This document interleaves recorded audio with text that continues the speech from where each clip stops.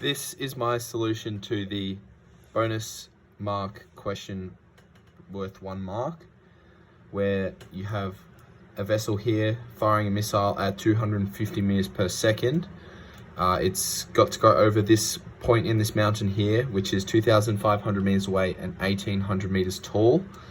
And we're trying to find the minimum distance that this projectile can land while still making it over this point, so that we can find out the distance between this landing point and the shore where a vessel could theoretically be safe from any projectiles. So if it's traveling at 250 meters per second and it's taking off at an angle L, theta, you can work out the, you can resolve into its components, horizontal and vertical.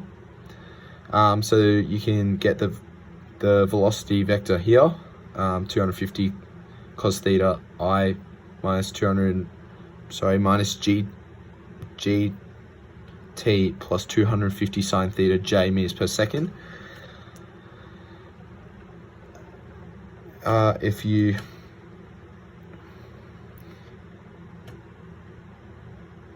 integrate the velocity function, the velocity vector, you'll get the position vector, and if you differentiate it, you'll get the acceleration.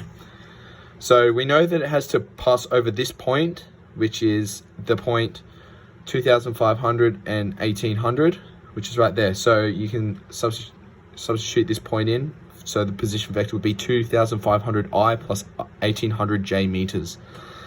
So I and j are just the horizontal and vertical unit vectors. So you can substitute that point into the position vector equation, so you can get these two equations. If you rearrange the first one, you can come to this rearrangement, which I call 1a, which is 10 on cos theta equals t. So if you substitute this new equation into the second one here, you can bring up this, so substitute in, rearrange it a little bit, you'll get sec squared theta and tan squared theta. But if you remember the trigonometric identity that sec squared theta is 1 plus tan squared theta, you can move everything all in terms of tan squared theta, which is over here. So you'll get a sort of quadratic style equation.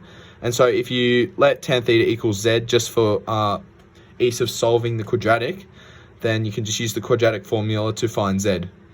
So z could be 1.197 or 3.905, and since tan theta equals z as I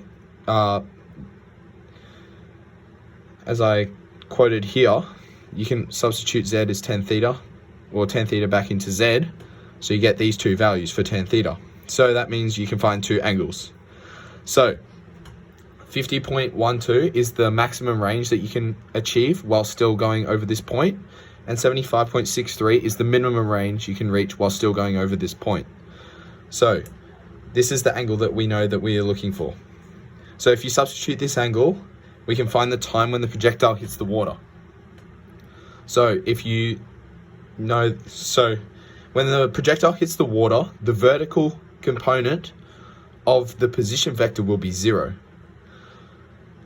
So if you substitute we have our new angle into this vertical component here, which I found here,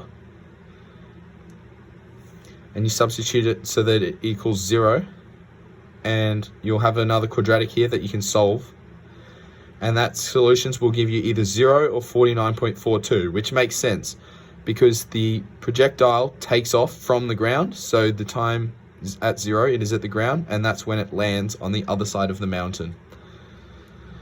So now you can find the range.